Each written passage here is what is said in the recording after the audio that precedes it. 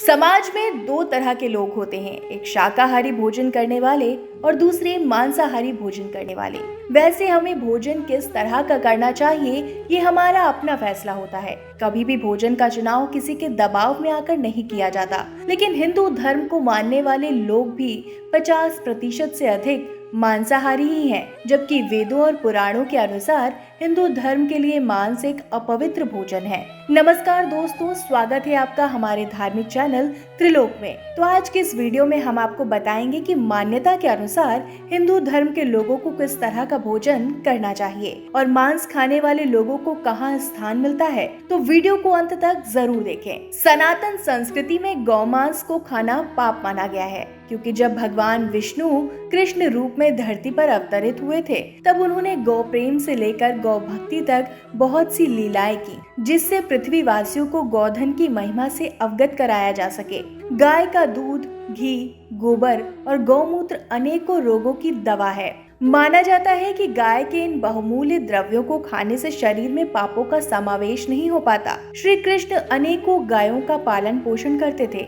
और उन्हें माँ समान पूजते थे, तभी से उन्हें गोपाल कहा जाने लगा था। ऋग्वेद की बात करें तो इस ग्रंथ में गाय को जगत माता का दर्जा दिया गया है। अनेकों पुराणों के रचयिता वेद व्यास जी के अनुसार गाय धरती की माता है और उनकी रक्षा में ही समाज की उन्नति है। गाय की देखभाल करने वाले को ईश्वर का आशीर्वाद प्राप्त होता है और वो तमाम तरह की परेशानियों से दूर रहता है। महाभारत में लिखा है कि जो व्यक्ति 100 वर्षों तक लगातार अश्वमेध यज्ञ करता है और जो मांस नहीं खाता, उनमें से मांसाहार का त्यागी ही विशेष पुण्यवान माना गया है और उसे समाज में एक अलग स्थान प्राप्त होता है। मनुस्मृति में वर्णित है, जो व्यक्ति अपने सुख के लिए बेजुबान प्राणियों की हत्या करता है, वो इस लोक और परलोक में कहीं भी सुख प्राप्त नहीं करता। उस मांसाहारी व्यक्ति को हर जगह से दुराचार सहने को मिलता है और नर्क भी भोगना पड़ता है। गीता में मांस खाने या नहीं खाने के उल्लेख के बजाय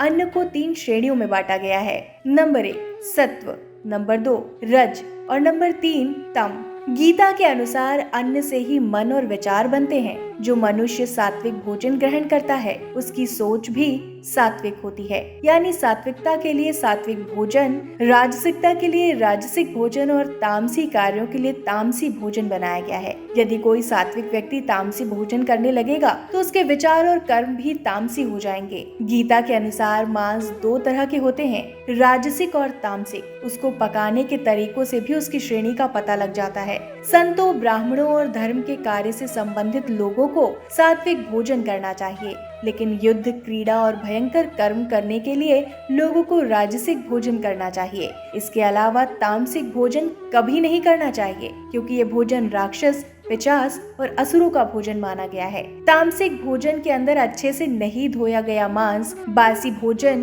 खराब भोजन, बहुत तीखा और मसालेदार भोजन आदि शामिल होते हैं। इसके अलावा अक्सर आपने देखा होगा कि देवताओं को खुश करने के लिए लोग बलि का प्रयोग करते हैं और मंदिर में बलि चढ़ाते हैं। हिंदू धर्म में खासकर मां काली और काल भैरव के लिए बलि चढ़ाई जाती है, लेकिन बलि प्रथा कभी भी हिंदू धर्म की देन नहीं है। बलि प्रथा का प्रचलन हिंदुओं के शाक्त और तांत्रिकों के संप्रदाय में ही देखने को मिलता है, लेकिन इसका कोई धार्मिक आधार नहीं है। पशु बलि की ये प्रथा कब और कैसे प्रारंभ हुई, ये कहना काफी मुश्किल है, लेकिन इतना तो तय है कि ये वेद, गीता, उपनिषद या पुराणों से आगे नहीं बढ़ा है, क्योंकि किसी भी ग्रंथ में बलि प्रथा के बारे में वर्णन नहीं किया गया है। हिंदू धर्म मांसाहार भोजन करने की सलाह कभी भी नहीं देता। खासकर हिंदू धर्म में अश्व, नर, गाय, सर्प, सुअर, शेर, गज और पवित्र पक्षी का मांस खाना घोर पाप माना गया है। अब आपके पास 2 मार्ग हैं, पहला आत्मा का मार्ग और दूसरा शरीर का मार्ग। यदि आप आत्मा के मार्ग पर चलना चाहते हैं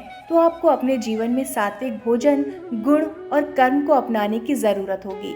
लेकिन अगर आप सांसारिक मार्ग पर चलकर शरीर को पुष्ट करना चाहते हैं तो आपको तय करना है कि आपको क्या खाना है और क्या नहीं खाना है। आपको बता दें कि कई सूरतों में मांस खाना फायदेमंद होता है, तो कई बार अधिक सेवन से बीमारियां भी लग जाती हैं। जैसे जिम जाने वाले लोग शरीर को अधिक ताकतवर बनाने के लिए मांस खाते हैं, तो वहीं बर्ड फ्लू जैसी बीमारियां मांस से ही फैलती हैं। इसके अलावा एक सच्चाई ये भी है कि दुनिया में कोई भी व्यक्ति शाकाहारी नहीं है, क्योंकि तमाम तरह की दवाइयां बनाने में भी मांस का प्रयोग किया जाता है।